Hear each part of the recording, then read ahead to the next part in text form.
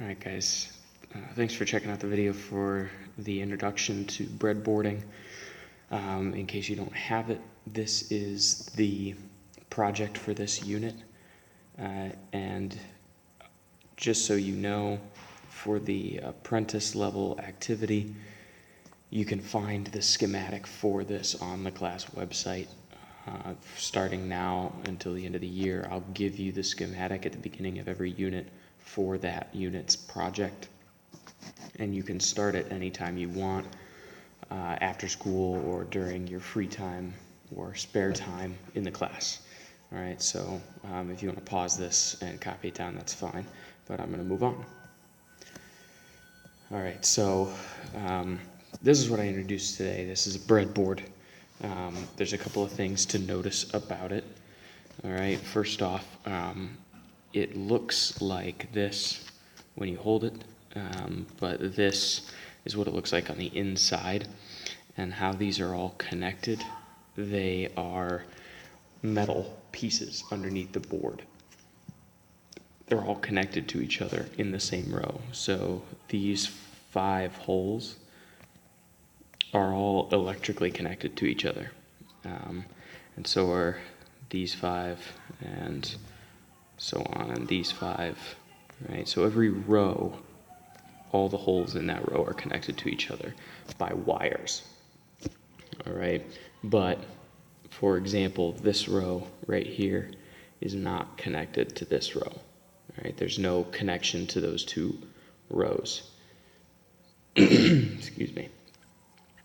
So, the other thing to notice is that the rows are not connected to each other across the middle of the board. This middle segment, which is right here on the regular breadboard, signifies a split into 2 halves that are not connected. Now, if I want to make a connection between 2 rows, I can take a wire and put it from here to here, for example. And now row 1, A, B, C, D, E, is connected to row 2, or sorry, row 1, F, G, H, I, J. All right, so you need to make sure that you pay attention to how the rows are connected. Last thing to notice is these ones on the side. Okay, these are called the rails. All right, they're 2 rails, positive and negative, and the positive rail is connected to every hole all the way down. So on here, these are all connected to each other. And this is where you would put a positive power source.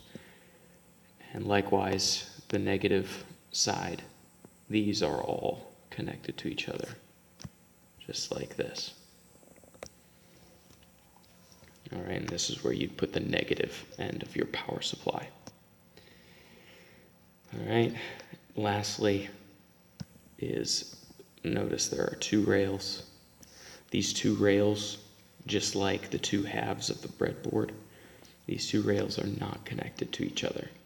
The only way to form a connection between them is if you were to actually take a wire from positive and put it on positive over here. Now those rails are connected. And same with negative. Putting a wire from here to the negative here connects those 2 rails. All right, so here's a couple of practice problems for you.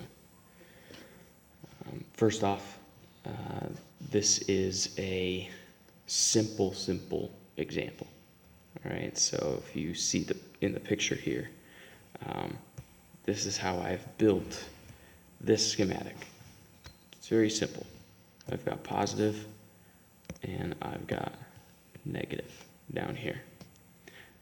The electrical current is going to start at positive, and it's going to go through the resistor, and it's going to end at negative. All right, draw a little arrow there, just to show the direction it's moving. All right, and the way that you would build this on a breadboard is just like this. Okay, so you can notice I have positive. The resistor goes in here, goes on to row 1. It doesn't matter which hole I put it in. But now this whole row has electricity. And then I'm going to plug this red wire in to the same row to make sure that these two are connected. And it's going to go here, now onto the negative, which completes the circuit. Okay, obviously I could plug this wire into any of these holes, and that would still work. Likewise, I could plug this resistor into any of these holes, and it would still work. All right, that's why a breadboard is so useful. All right, here's a way to visualize what's going on. So again, here's my resistor, and I have it starting at positive. It goes on to the breadboard here, and I have my wire plugged in here. But notice I left a space in between. There's a hole there.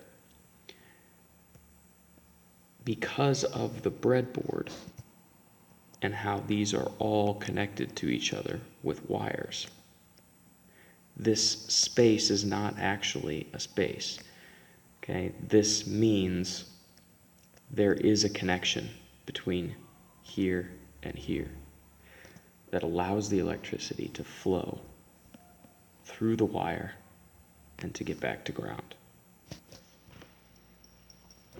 All right. Now, let's take a look at this one. All right. Let's walk through this one for a moment. Again, I encourage you to try building these when you have a chance. Okay.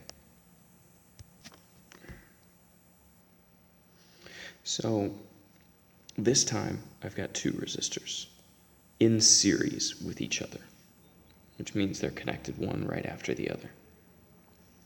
To do this, I'm going to start my first resistor, R1, here.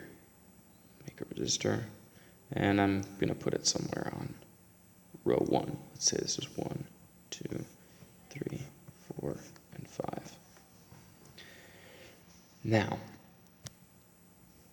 this point here is this point. It's the end of my first resistor. So if I want this second resistor to connect to my first one, then I need to start it on the same row as my first resistor ended. So I'm going to put it here. But again, I could put it in any of these holes. Now, I'm going to draw my resistor. And if I want, I can do one of two things. I can either connect that resistor straight back to ground. Now we've got R1, R2, which makes a complete circuit.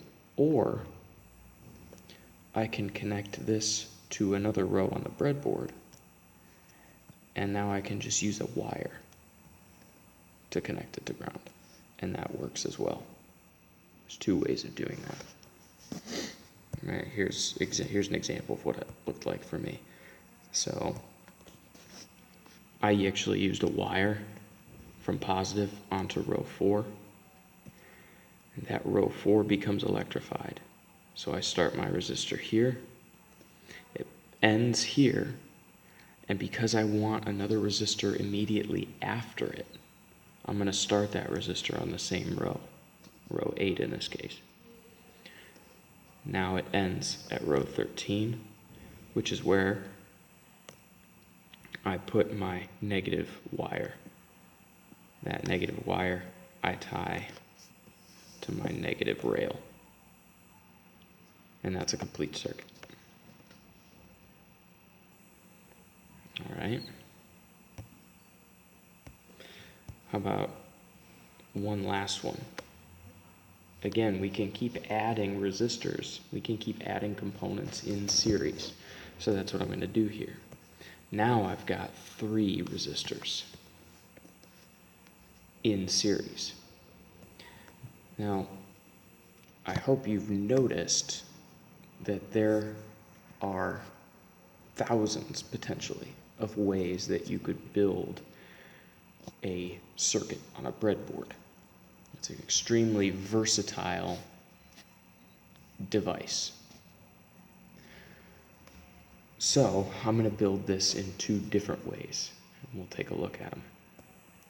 Okay, here's the first way. Way number one is build it like this. Let's look at the picture first. I could connect the resistor here, so this is R1, this is R2, this is R3.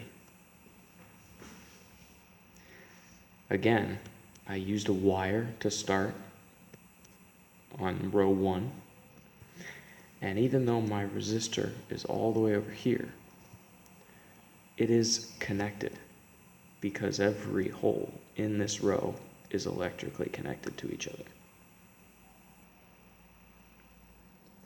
All right, that resistor gets connected here now on a different row, so the current is following through the one resistor.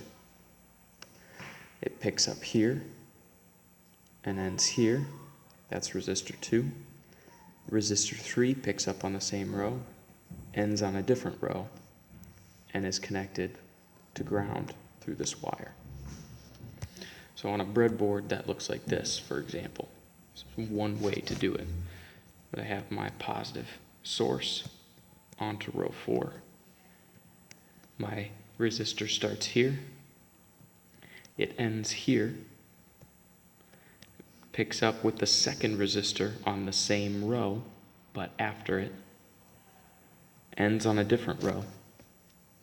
And then my third resistor picks up where my second resistor left off. And it goes to row 18.